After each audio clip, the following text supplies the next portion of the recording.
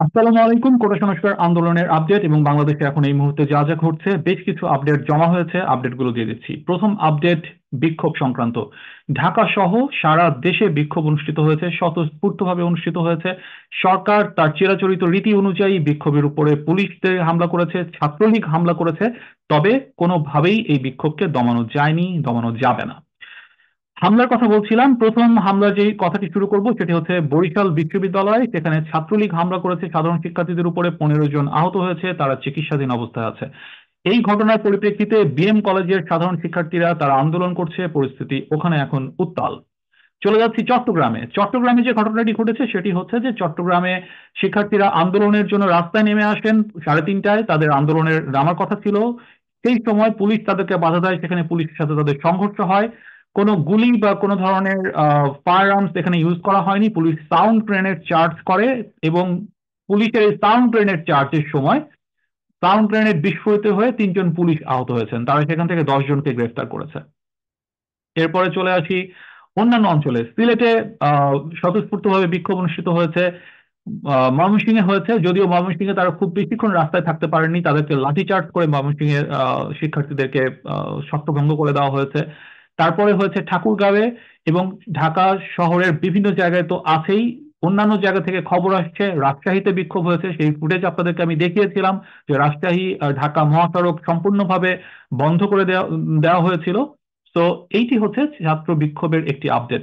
এখানে একটি কথা গুরুত্বপূর্ণ, সেটি হচ্ছে যে সরকার এখন বেশ অন্যরকম ভাবে চেষ্টা করছে। সরকার এখন চেষ্টা করছে লোকালি, অর্থাৎ জেলায় জেলায় বিভিন্ন জায়গায় জায়গায় 2-1 জন করে তাদের ছাত্রলীগের কর্মীদেরকে বৈষম্য বিরোধী আন্দোলনের নেতা সাজিয়ে তাদেরকে দিয়ে সংবাদ সম্মেলন করিয়ে বক্তব্য, মানে এই আন্দোলনটিকে প্রত্যাহার করা হয়েছে সেই ঘোষণা দেওয়ার জন্য। এই ধরনের একটি নাটক করা হয়েছে মাত্র ফরিদপুরে কিছুক্ষণ আগে, যেখানে ডিবি পুলিশের ওসির উপস্থিতিতে একটি সংবাদ সম্মেলন করেছেন 3 জন ছাত্র, যারা নিজেদেরকে পরিচয় দিয়েছেন যে তারা বৈষম্য বিরোধী ছাত্র আন্দোলনের সমন্বয়ক, অথচ তাদের সাথে সমন্বয়কদের বিন্দুমাত্র কোনো সম্পর্ক নেই। এবং এই যখন প্রত্যাহারের ঘোষণা দেওয়া হয় সেই সময় বাইরে ছাত্রলীগের বেশ কিছু নেতাকর্মী জড়ো হয়েছিল। বুঝতেই পারা যাচ্ছে এটি কি ধরনের নাটক। এই ধরনের নাটক এখন আসলে কেউ খাচ্ছে না। আওয়ামী লীগের এই অবস্থাটি এখন এমন হয়েছে, যেটি নিয়ে ফেসবুকে একজন খুব সুন্দর একটি কথা লিখেছেন, সেটি তিনি বলেছেন, আমি সেটি জানাচ্ছি আপনাদেরকে। সেটি হলো যে যে জেনারেশন ক্রিস্টোফার নোলানে অভ্যস্ত, সেই জেনারেশনকে আপনি দেলোয়ার জাহান ঝন্টু দেখাচ্ছেন। সরি ঝন্টু সাহেব, আমাকে ক্ষমা করবেন, কিন্তু এ ধরনের বক্তব্য এখন খুবই প্রাসঙ্গিক। এরপরে চলে আসি আওয়ামী লীগের ভুলভাল বক্তব্যে। ভুলভাল বক্তব্য চলছে এবং এই ভুলভাল বক্তব্য এখন সেই গাজার নৌকা পাহাড় বাইয়া যায় সেরকম অবস্থা হয়ে গেছে। তো এখন প্রথম বক্তব্য দিয়েছেন মাহবুবুল আলম হানিফ। তিনি কি বলেছেন? তিনি বলেছেন যে আবু সাইদ মারা গিয়েছে, দুহাত দাঁড়িয়ে তুলে দাঁড়িয়েছিল লাঠি হাতে, পুলিশ কেন গুলি করলো? আমরা সেই পুলিশের ব্যাপারে খবর নিয়েছি, আমরা দেখেছি যে সে শিবির করতো। সিরিয়াসলি? Are you kidding? সে শিবির করত। তো আপনি ধরে নিচ্ছেন যে এ পর্যন্ত যত পুলিশ এই যে 266 জন শিক্ষার্থীকে মেরেছে, না জানি আরো কত আমরা এখনো জানি না, তাদের বেলায় আপনি বলছেন যে তারা সবাই শিবির করত। আর আপনারা সেই শিবির যারা করতো তাদেরকে আপনি হচ্ছে পুলিশে চাকরি দিয়েছেন। তিনি আবার স্বরাষ্ট্রমন্ত্রীকে অনুরোধ করেছেন এ ব্যাপারে খতিয়ে দেখার জন্য। সো পুলিশের মনোবল ভাঙার জন্য এই কথাটুকুই যথেষ্ট, আর কিছু লাগবে না। পুলিশের মনোবল যদিও এখন এমনিতেই ভেঙে গেছে, তারপরেও ওবায়দুল কাদের বলেছেন পুলিশ কোনো সাধারণ শিক্ষার্থীকে গ্রেফতার করছে না, যাদের ব্যাপারে সুনির্দিষ্ট তথ্য আছে তাদেরকেই গ্রেফতার করছে। রিয়েলি? তাহলে এই যে জনে জনে গিয়ে মোবাইল চেক করে তাদের ব্যাপারে সুনির্দিষ্ট তথ্য থাকলে তো ধরে নিয়ে তারপরে আপনি তাকে অ্যারেস্ট ওয়ারেন্ট দেখিয়ে তাকে হচ্ছে অ্যারেস্ট করে আপনি নিয়ে যাবেন। আপনি কেন তাকে সার্চ করবেন? সার্চ করে যদি তার কাছে কিছু পান তাহলে তাকে আপনি অ্যারেস্ট করবেন, না হলে তাকে ছেড়ে দিবেন। তার মানে আপনার কাছে সুনির্দিষ্ট কোনো তথ্য নেই। আপনি গাঁজাখুরি তথ্যের ভিত্তিতে 2 লাখ মানুষের উপরে মামলা দিয়ে আপনি হচ্ছে এখন এই জিনিসটাকে একটা হযবরল করে ফেলেছেন এবং নিজেদের দুর্বলতা ঢাকার জন্য এখন যেভাবে পাচ্ছেন সেভাবে আপনারা বয়ান দিয়ে যাচ্ছেন। জনগণ আর এসব বয়ান খায় না জনাব। তারপরে আসি, শিক্ষকরা সাধারণ ছাত্রছাত্রীদের পাশে নেমেছেন অত্যন্ত জোরালোভাবে। আজকে শিক্ষক নেটওয়ার্ক ঢাকা বিশ্ববিদ্যালয়ে একটি মানববন্ধন করেছে।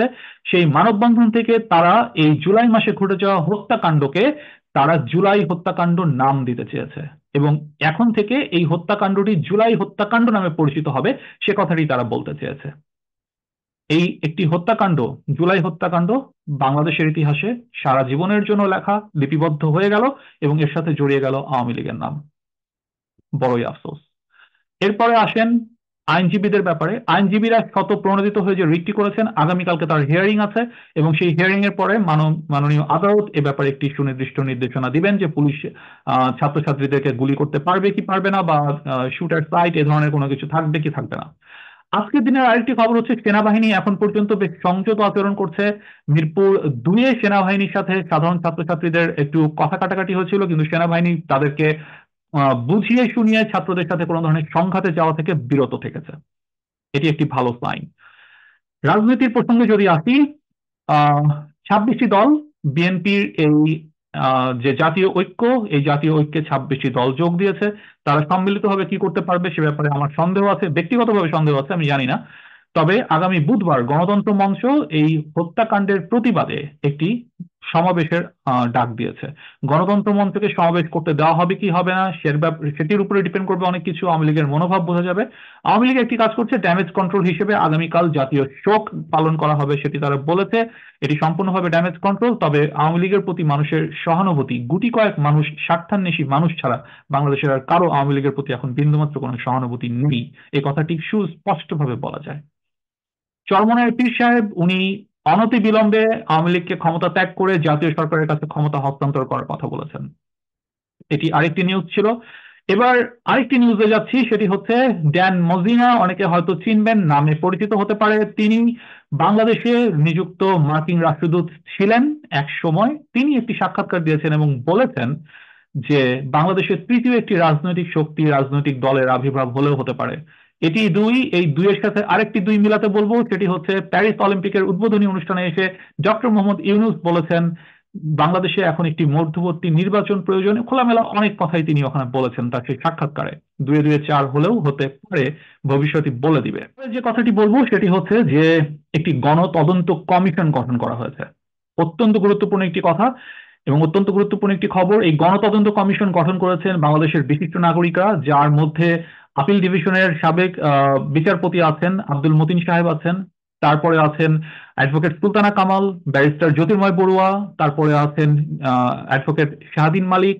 এরকম আরো অসংখ্য মানুষ আছেন যারা সমাজে প্রতিষ্ঠিত। তারা একটি গণতদন্ত কমিশন গঠন করেছেন। এই গণতদন্ত কমিশন একটি বিজ্ঞপ্তির মাধ্যমে তারা যে কাজটি করবে সেটি হচ্ছে যে তারা জনসাধারণের কাছে বিভিন্ন ধরনের footage, video footage, audio clip, still ছবি, এই ধরনের জিনিসপত্রগুলি তার জনগণের কাছ থেকে সংগ্রহ করবে, সেগুলোকে বিচার বিশ্লেষণ করবে, একটি রিপোর্ট প্রস্তুত করবে। এবং এটি অত্যন্ত গুরুত্বপূর্ণ। আওয়ামী লীগের এই নির্যাতন, আওয়ামী লীগের এই গণহত্যাকে ডকুমেন্টেড করে রাখা, একটা তদন্ত কমিশনের ইয়েতে ডকুমেন্টেড করে রাখা অত্যন্ত গুরুত্বপূর্ণ ছিল। এটি একটি স্বতঃপ্রণোদিত উদ্যোগ, এটি একটি জনসাধারণের উদ্যোগ। এখানে আসলে সরকারের কোনো ভূমিকা নেই। অর্থনীতি এখন একেবারেই প্রান্ত সীমায়, এক্সপোর্ট হচ্ছে না, বায়াররা চলে যাচ্ছে। বায়াররা অত্যন্ত উদ্বিগ্ন বাংলাদেশের পরিস্থিতি স্বাভাবিক হবে কিনা, তারা তাদের গুডস এখান থেকে তারা ইম্পোর্ট করতে পারবেন কিনা।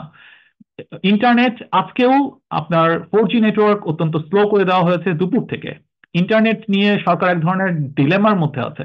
সরকার পারছে না এটাকে ওপেন করে দিতে, আবার ব্যবসায়ীদের চাপে তারা যেটাকে সম্পূর্ণ ক্লোজও করে দিবে তাও করতে পারছেন না। ভিপিএন এর ব্যবহার 5016 গুণ বেড়ে গিয়েছে বাংলাদেশে, এবং এই ভিপিএন এর ব্যবহার করেই মানুষ সমস্ত ইন্টারনেট সবকিছু ব্যবহার করতে পারছে, যেখানে সরকারের আসলে কোনো নিয়ন্ত্রণ নেই। সরকারের আসলে এখন কোনো জায়গাতেই নিয়ন্ত্রণ নেই, শুধুমাত্র মুখের কথার উপরে ছাড়া আর কোনো জায়গাতে তাদের নিয়ন্ত্রণ নেই। আপডেটটি শেষ করব একজন অত্যন্ত মমতাময়ী শিক্ষিকার খুব আবেগ ঘন বক্তব্য দিয়ে।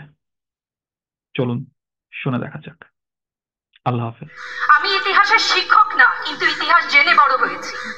আমার জন্ম 71-এর পরে, কিন্তু বই খাতা থেকে সরাসরি যুদ্ধে, ভাষা আন্দোলনে যারা অংশগ্রহণ করেছিলেন তাদের কাছ থেকে শোনা শিক্ষা থেকে জানি মুক্তিযুদ্ধের চেতনা কি, ভাষা আন্দোলনের চেতনা কি ছিল। মুখের ভাষা বাংলা বলতে পারি, সেই জন্য বোধহয় ভাষা আন্দোলনের শহীদরা শহীদ হননি। আমার কথা আমি বলতে পারবো না, আপনি তুলে নিয়ে যাবেন। প্রতিবাদ করতে পারবো না, ভিন্ন মত প্রকাশ করতে পারবো না, আপনি আমাদেরকে রাজাকার বলে গালি দিবেন। রাজাকার শব্দটা প্রকাণ্ড একটা গালি, যাকে তাকে দেবেন না। আমি অনুরোধ করছি না, আপনাদেরকে বলে দিন